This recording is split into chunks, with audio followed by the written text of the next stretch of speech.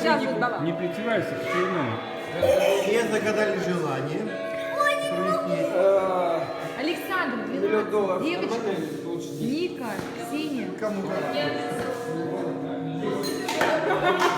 10, да. Два. Мы продаем или покупаем? Три. Опять же. Продаем. Так лучше берем. Загадал желание? 10. Загадал. 5, 20. Думай. Загадал. 6. Сейчас он пройдет 13 будет. Я не могу вернуться.